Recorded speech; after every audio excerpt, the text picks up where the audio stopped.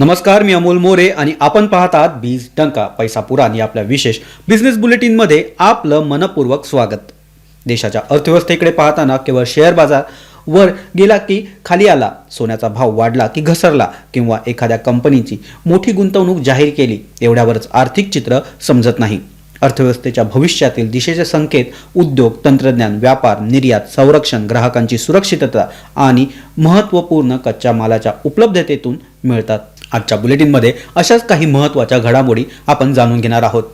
भारत महत्त्वपूर्ण खनिजाच्या प्रक्रियेत आत्मनिर्भर होण्यासाठी महाराष्ट्रासह 4 राज्यांमध्ये विशेष पार्क उभारण्याच्या तयारीत आहे.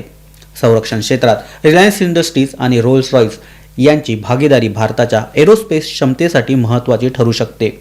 चीनच्या बाजारपेठेत भारतीय निर्यातीत तब्बल 64.57% वाढ झाली आहे.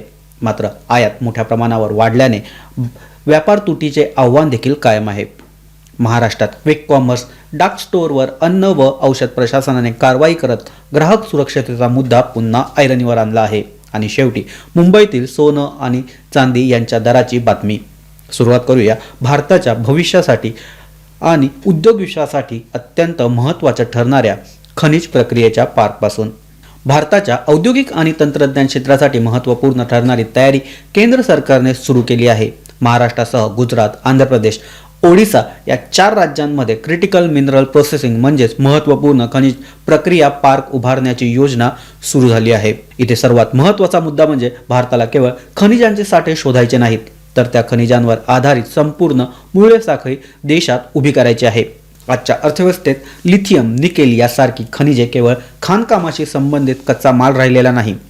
इलेक्ट्रिक वाहनांच्या बॅटरीपासून ऊर्जा साठवणूक प्रणालीपर्यंत, इलेक्ट्रॉनिक्स, संरक्षण तंत्रज्ञानापर्यंत आणि स्वच्छ ऊर्जेपासून आधुनिक उत्पादन उद्योगापर्यंत त्याचा वापर हा वाढत आहे. विशेषतः इलेक्ट्रिक वाहन उद्योगाचा विस्तार होत असताना बॅटरीसाठी आवश्यक असलेल्या खनिजाची मागणी भविष्यात मोठ्या प्रमाणावर वाढण्याची शक्यता आहे.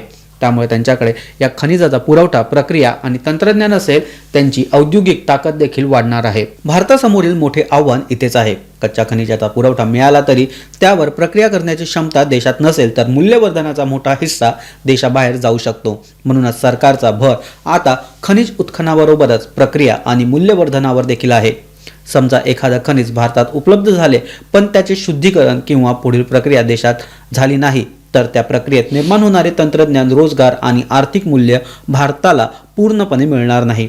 याउलट खनिजापासून तयार होणाऱ्या उत्पादनापर्यंतची साखळी भारतातच उभी राहिली तर त्यातून उत्पादन, गुंतवणूक, रोजगार, संशोधन आणि निर्यातीला चालना मिळू शकते. याच कारणामुळे या पार्ककडे केवळ औद्योगिक प्रकल्प म्हणून न पाहता भविष्यातील उत्पादन अर्थव्यवस्थेची पायाभरणी म्हणून पाहावं लागेल. खान सचिव केशवचंद्र यांनी लिथियम आणि निकेलसाठी स्वतंत्र पार्कची ठिकाणे निश्चित करण्याची प्रक्रिया सुरू असल्याची माहिती ही दिली आहे. या पार्कचे महत्त्व आणखी एका कारणामुळे आहे. खनिज उत्खनन, शुद्धीकरण, प्रक्रिया, मूल्यवर्धन आणि त्यावर आधारित उत्पादन अशा अनेक टप्प्यांना एकत्र आणल्यास देशात एक संपूर्ण औद्योगिक परिसंस्था तयार होऊ शकते. यातून मोठ्या कंपन्यांबरोबरच छोट्या मध्यम उद्योगांना देखील संधी निर्माण होऊ शकते. प्रक्रिया उपकरणे, अभियांत्रिकी सेवा, वाहतूक, देखभाल, तंत्रज्ञान, संशोधन आणि कौशल्य प्रशिक्षण अशा अनेक पूरक क्षेत्रांना त्याचा फायदा होऊ शकतो. या योजनेत केंद्र आणि राज्य सरकारमधील समन्वय देखील महत्त्वाचा आहे. जमीन, पाणी, वीज, वाहतूक आणि औद्योगिक पायाभूत सुविधा राज्यांकडून उपलब्ध होणे आवश्यक असले तरी केंद्रांकडून धोरणात्मक आणि तांत्रिक सहकार्य हे मिळणार आहे. महत्त्वपूर्ण खनिजांमध्ये आत्मनिर्भरतेसाठी राष्ट्रीय महत्त्वपूर्ण खनिज अभियानाला देखील मंजुरी देण्यात आली आहे. या अभियानासाठी 7 वर्षात तब्बल 34,300 कोटी रुपयांचा खर्च करण्याचे नियोजन करण्यात आले आहे. केंद्र सरकार 16,300 कोटी रुपये देणार असून सार्वजनिक क्षेत्रातील उपक्रमांकडून 18,000 कोटी रुपयांचं योगदान अपेक्षित आहे. या अभियानांतर्गत देशात तसेच समुद्रातील भागांमधील महत्त्वपूर्ण खनिजांच्या शोधाला चालना दिली जाणार आहे. याचा मोठा फायदा असा होणार आहे की भारताची रणनीती आता खनिज शोधा आणि बाहेरून प्रक्रिया करून घ्या इतकी मर्यादित न राहता संपूर्ण मूल्य साखळी देशात उभारा अशी होणार आहे. हीच आत्मनिर्भरतेची दिशा आपल्याला संरक्षण क्षेत्रात देखील दिसत आहे. भारताच्या अत्याधुनिक लढाऊ विमानांसाठी स्वदेशी कॉम्बॅक्ट इंजिन विकसित करण्यासाठी रिलायन्स इंडस्ट्रीज आणि ब्रिटनची आघाडीची एरोस्पेस कंपनी रोल्स रॉयस यांच्यात महत्त्वपूर्ण भागीदारी झाली आहे. हे इंजिन भारताच्या महत्त्वाकांक्षी ॲडव्हान्स मीडियम कॉम्बॅक्ट एअरक्राफ्ट म्हणजेच MACA या कार्यक्रमासाठी विकसित केले जाणार आहे. लढाऊ विमानांसाठी इंजिन हा सर्वात गुंतागुंतीचा आणि संवेदनशील तंत्रज्ञानापैकीचा एक भाग असतो. विमानाची गती, कार्यक्षमता, उड्डाण क्षमता आणि एकूण कामगिरी मोठ्या प्रमाणावर इंजिन तंत्रज्ञानाशी जोडलेली असते. त्यामुळे भारताने स्वतःच्या लढाऊ विमानांसाठी प्रगत इंजिन तंत्रज्ञान विकसित करण्याची क्षमता मिळवणे ही केवळ संरक्षण क्षेत्रातील बाब नाही तर तंत्रज्ञानाच्या दृष्टीने देखील मोठी झेप ठरू शकते. या भागीदारी म्हणजे इंजिनाची रचना, विकास, निर्मिती, भविष्यातील पुरवठा या क्षेत्रात सहकार्य केले जाणार आहे.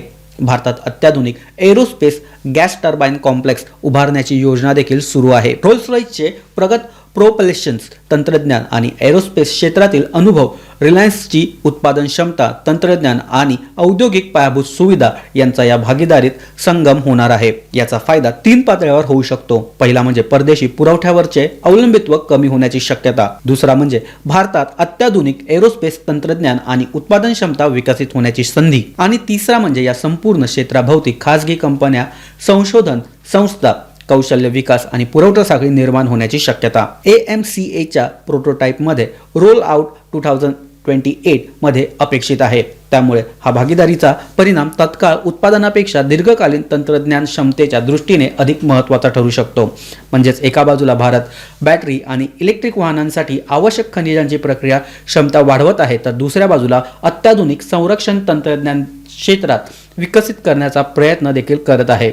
या दोन्ही गोष्टी भारताच्या स्वदेशी मूल्य साखळी निर्माण करण्याची व्यापक धोरण हे पुढे नेत आहे. पण आत्मनिर्भरता केवळ देशांतर्गत उत्पादनापुरती मर्यादित राहू शकत नाही. उत्पादन वाढले तर त्यासाठी जागतिक बाजारपेठ देखील आवश्यक आहे. त्यामुळे आता वळूया चीनकडे. चीनच्या बाजारपेठात भारतीय वस्तूंची मागणी वाढताना दिसत आहे. जुलैमध्ये भारताची चीनला होणारी निर्यात तब्बल 64.57% वाढून $2.2 अब्ज अमेरिकन डॉलर इतकी पोहोचली आहे. एप्रिल ते जुलै या पहिल्या 4 महिन्यात चीनला भारताची निर्यात 35.57% वाढून $7.68 अब्ज डॉलर इतकी झाली होती. ही वाढ महत्त्वाची आहे कारण चीन हा जगातील सर्वात मोठ्या उत्पादन आणि ग्राहक बाजारपेठेपैकी एक आहे. भारतातून चीनला इलेक्ट्रॉनिक वस्तू, मोबाईल फोनचे भाग, दूरसंचार उपकरणे, अभियांत्रिकी वस्तू, यंत्रसामग्री, औद्योगिक उपकरणे, रसायने, औषधे, लोखंड पोलाशी संबंधित उत्पादने, कापूस व कापड, कृषी उत्पादने, तांदूळ, मसाले, समुद्री उत्पादने, पेट्रोलियम उत्पादने, प्लास्टिक आणि रत्नदागिने यासारख्या विविध वस्तूंची निर्यात केली जाते. यातील विशेष बाब म्हणजे मूल्यवर्धित उत्पादनांची निर्यात वाढणे. कारण कच्चा माल निर्यात करण्यापेक्षा त्यावर प्रक्रिया करून उत्पादन निर्यात केली तर त्यातून अधिक आर्थिक मूल्य देशात निर्माण होते. मात्र इथे आकडेवारीची दुसरी बाजू देखील अधिक महत्त्वाची आहे. एप्रिल ते जुलै दरम्यान चीनकडून भारताची आयात 29.68% वाढून तब्बल 52.71 अब्ज अमेरिकन डॉलर इतकी झाली. म्हणजे चीनला निर्यात वाढली असली तरी चीनकडून होणारी आयात त्यापेक्षा अनेक पटीने मोठी आहे. त्यामुळे भारत चीन व्यापारातील असमतोल हा कायम आहे. यातून एक महत्त्वाचा आर्थिक धडा देखील मिळत आहे. निर्यात वाढणे हे चांगले आहे, पण त्याचवेळी देशांतर्गत उत्पादन क्षमता आणि आयात प्रतिस्थापन वाढणे देखील आवश्यक आहे. जर भारत मोठ्या प्रमाणावर यंत्रसामग्री, इलेक्ट्रॉनिक्स घटक आणि औद्योगिक उत्पादनाची आयात करत राहिला तर निर्यात वाढून देखील व्यापार तूट मोठी राहू शकते. म्हणूनच पुढील काळात भारतासमोर 2 उद्दिष्ट असतील. जागतिक बाजारपेठेत भारतीय उत्पादनांची निर्यात वाढवणे आणि देशांतर्गत उत्पादन वाढवून अनावश्यक आयातीवरील अवलंबित्व कमी करणे. चीनपुरतेच हे चित्र पूर्ण नाही. जुलैमध्ये सिंगापूरला भारताची निर्यात 83.60% वाढून 1.6 अब्ज अमेरिकन डॉलर इतकी झाली. संयुक्त अरब अमिराती, नेदरलँड, जर्मनी, दक्षिण Africa, Tanzania, Australia, Malaysia, Sri Lanka, Italy आणि व्हिएतनाम या देशांमध्ये देखील भारतीय निर्यात वाढली आहे. याचा अर्थ भारतीय कंपन्यांसाठी बाजारपेठेचे विविधीकरण हे सुरू आहे. एका देशावर किंवा एका बाजारपेठेवर भारत आता अवलंबून राहण्याऐवजी अनेक देशांमध्ये भारतीय उत्पादनाची मागणी निर्माण करणे हे दीर्घकालीन आर्थिक स्थैर्याची चांगली रणनीती असू शकते. भारताची जुलै महिन्यातील एकूण वस्तू निर्यात ही 19.73% वाढून 44.24 अब्ज अमेरिकन डॉलर इतकी झाली. मात्र आयात ही 17.52% वाढून 67.22 अब्ज अमेरिकन डॉलर इतकी पोहोचली. त्यामुळे जुलैची व्यापार तूट ही 31.98 अब्ज अमेरिकन डॉलर इतकी राहिली.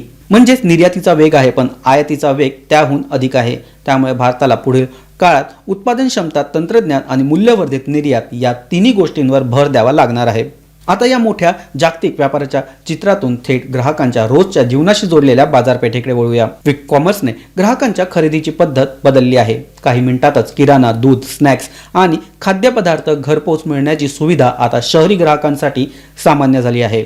पण या मॉडेलमध्ये वेग जितका महत्त्वाचा तितकीच अन्न सुरक्षा देखील महत्त्वाची आहे. महाराष्ट्रात अन्न व औषध प्रशासनाने 13 ऑगस्ट रोजी क्विक कॉमर्स कंपन्यांच्या डार्क स्टोअर्सची विशेष तपासणी मोहीम राबवली. या मोहिमेत 86 आस्थापनांची तपासणी करण्यात आली. 14 अन्न व्यवसाय परवाने निलंबित करण्यात आले. 60 आस्थापनांना सुधारणा नोटीस देण्यात आली.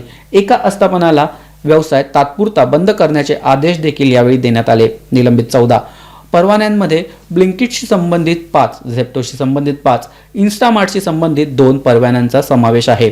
भगवती स्टोर्स आणि स्विफ्टा एंटरप्राइजेस प्रायव्हेट लिमिटेड या 2 आस्थापनाचे प्रत्येकी एक परवाना निलंबित करण्यात आला. तपासणीत अयोग्य साठवणूक, स्वच्छतेचा अभाव, कीटकांचा प्रादुर्भाव, मुदत संपलेल्या खाद्यपदार्थ आणि तापमान नियंत्रणातील त्रुटी आढळल्याचे प्रशासनाकडून सांगण्यात आले. इथे क्विक कॉमर्सच्या व्यवसाय मॉडेलवर देखील एक मूलभूत आव्हान समोर येत आहे. ग्राहकाला 10 ते 15 मिनिटात वस्तू पोहोचवायची असेल तर शहरात अनेक ठिकाणी लहान डार्क स्टोअर उभारावे लागतात. या स्टोअर्समध्ये मोठ्या प्रमाणावर माल साठवला जातो. त्यामुळे साठवणूक, तापमान, स्वच्छता आणि स्टॉक व्यवस्थापनाची गुणवत्ता अत्यंत महत्त्वाची ठरते. वेग हा ग्राहक मिळवण्याचा फायदा असू शकतो, पण सुरक्षिततेत तडजोड झाली तर तोच वेग कंपनीच्या विश्वासार्हतेसाठी धोका ठरू शकतो. त्यामुळे या कारवाईकडे केवळ नियामक कारवाई म्हणून न पाहता क्विक कॉमर्स उद्योगाच्या पुढील टप्प्याचे संकेत म्हणून पाहता येईल. उद्योग जसजसा मोठा होत जाईल तसतसे गुणवत्ता नियंत्रण, ट्रेसेबिलिटी, स्टोरेज आणि अन्न सुरक्षा मानांकनावर अधिक काटेकोरपणे लक्ष हे द्यावे लागणार. आता शेवटचा आणि थेट ग्राहकांच्या खिशाशी संबंधित मुद्दा ते म्हणजे सोनं. स्वातंत्र्य दिनाच्या दिवशी मुंबईत 10 ग्रॅम 24 कॅरेट सोन्याचा भाव हा 1,54,550 रुपये तर 22 कॅरेट सोन्याचा भाव हा 1,41,671 रुपये इतका आहे. सोन्याच्या किमतीवर देशांतर्गत मागणीसोबतच आंतरराष्ट्रीय बाजारातील परिस्थिती, डॉलरची स्थिती, व्याजदरांबाबतची अपेक्षा आणि गुंतवणूकदारांचा कल यांचा प्रभाव हा पडत असतो. त्यामुळे सोन्याच्या दरातील एक दिवसाची घसरण म्हणजे पुढे ही दर घसरतील असा निष्कर्ष काढणे योग्य ठरणार नाही. त्याचप्रमाणे एका दिवसाची तेजी देखील कायम राहील असा देखील होणार नाही. भारतीय ग्राहकांसाठी सोन्याचा विषय मात्र वेगळा आहे. सोनं हे केवळ गुंतवणूक नसून लग्नसराई, सण आणि कौटुंबिक बचतीशी जोडलेली मालमत्ता आहे. दागिने खरेदी करताना 22 कॅरेट सोन्याचा वापर मोठ्या प्रमाणावर होतो. 24 कॅरेट सोनं हे अधिक शुद्ध असल्याने गुंतवणुकीसाठी महत्त्वाचे मानले जाते. मात्र ग्राहकांसाठी फक्त प्रति 10 ग्राम सोन्याचा दर हे पाहू नये. प्रत्यक्षात दागिने करताना 3% GST आणि मेकिंग चार्जमुळे अंतिम किंमत ही वाढत जाते. त्यामुळे हॉलमार्क, शुद्धता, मेकिंग चार्ज आणि अंतिम बिल या सर्व बाबी तपासणे आवश्यक असते.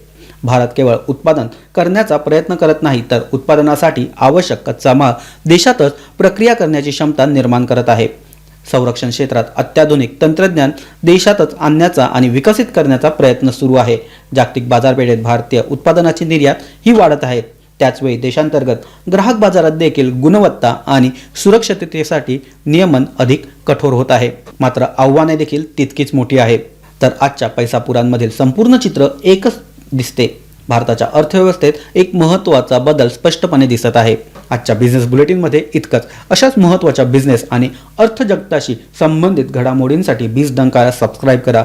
व्हिडिओ आवडला असेल तर लाईक करा आणि तुमचा अभिप्राय कमेंटमध्ये नक्की सांगा.